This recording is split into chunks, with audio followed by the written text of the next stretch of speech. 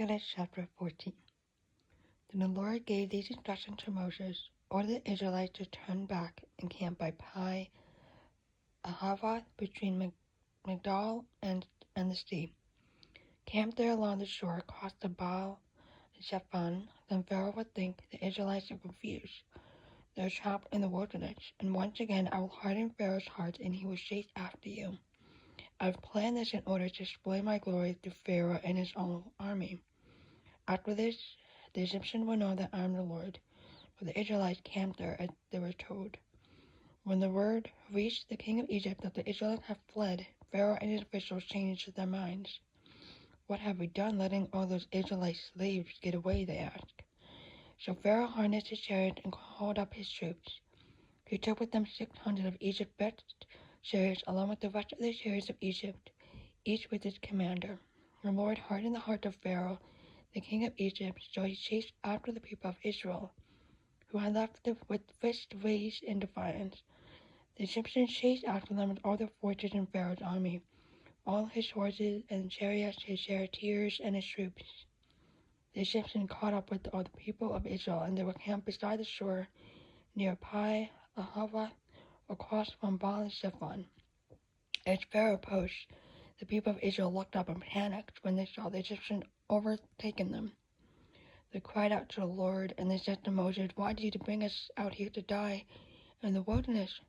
Weren't there enough graves for us in Egypt? What have you done to us? Why did you make us leave Egypt?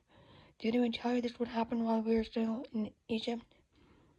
We said, Leave us alone, let us be slaves to Egyptians. It's better to be slave in Egypt than a corpse in the wilderness.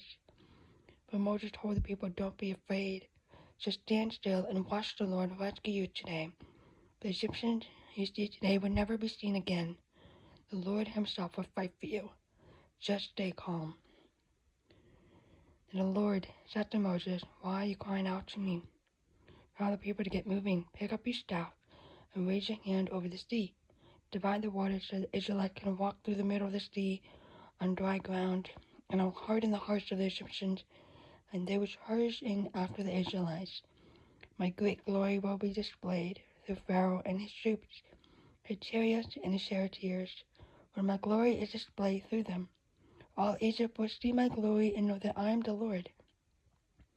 Then the angel of God, who had been leading the people of Israel, moved to the rear of the camp. The pillar of the cloud also moved from the front and stood behind them.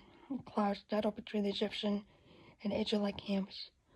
As darkness fell, the cloud turned to fire, lighting up the night. But the Egyptian and Israelites did not approach each other all night. Then Moses raised his hand over the sea, and the Lord opened up a path through the water with a strong east wind. The wind blew all that night, turning the seabed into dry land. So the people of Israel walked through the middle of the sea on dry ground with the walls of water on each side.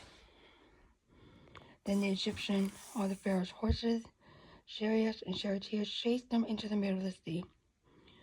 But just before dawn, the Lord looked down on the Egyptian army from the pillar of fire and cloud, and he threw their forces into total confusion. He twisted their chariot wheels, making their chariot difficult to drive.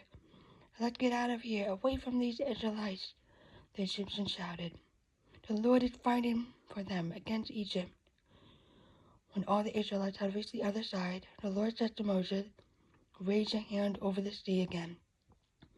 Then the water will rush back and cover the Egyptians and their chariots and charioteers. So as the sun began to rise, Moses raised his hand over the sea, and the water rushed back into its usual place. The Egyptians tried to escape, but the Lord swept them into the sea. Then the water returned and covered all the chariots and charioteers, the entire army of Pharaoh. Of all the Egyptians who had chased the Israelites in the sea, not a single one survived.